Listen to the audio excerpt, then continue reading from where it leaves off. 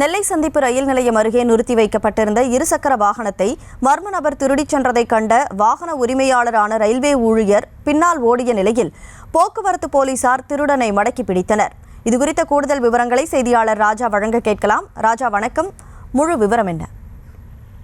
வணக்கம். நெல்லை சந்திப்பு ரயில்வே குடியிருப்பில் வசித்து வருபவர் ரயில்வே ஊழியரான அன்னசெல்வி. இவர் தனது இருசக்கர வாகனத்தை ரயில்வே குடியிருப்பு அருகே நிறுத்திவிட்டு பணிகளை பார்த்துக் கொண்டிருந்தார். அப்போது அங்கிருந்த இருசக்கர வாகனத்தை மர்ம நபர் ஒருவர் எடுத்துச் செல்வதை கண்டு கூச்சலிட்டவாறே பின்னால் ஓடி வந்தார். அதற்குள் இருசக்கர வாகனத்தை வேகமாக இயக்கி அங்கிருந்த பைக் திருடன் தப்பி சென்ற நிலையில் பெண்ணின் அலவ சத்தம் கேட்டு ரயில்வே நிலைய சாலையில் பாதுகாப்பு பணியில் இருந்த போக்குவரத்து காவலர் இருசக்கர வாகனத்தில் மடக்கி பிடிக்க முயற்சி செய்தனர். அப்போது வாகனத்தை கீழே விட்டுவிட்டு பைக் திருடன் தப்பியோட முயன்றார். பின்னால் துரத்தி சென்ற போக்குவரத்து காவலர் கிருஷ்ணசாமி பைக் திருடன் மடக்கி பிடித்தனர். இதனைத் தொடர்ந்து சம்பந்தப்பட்ட ரயில்வே பெண் ஊழியர் அன்னச்செல்வியிடம் பைக்கை ஒப்படைத்ததுடன் நெல்லை சந்திப்பு குற்றப்பிரிவு போலீசார் பைக் திருடன் ஒப்படைக்கப்பட்டு விசாரணை தீவிரமாக நடத்தப்பட்டு வருகிறது.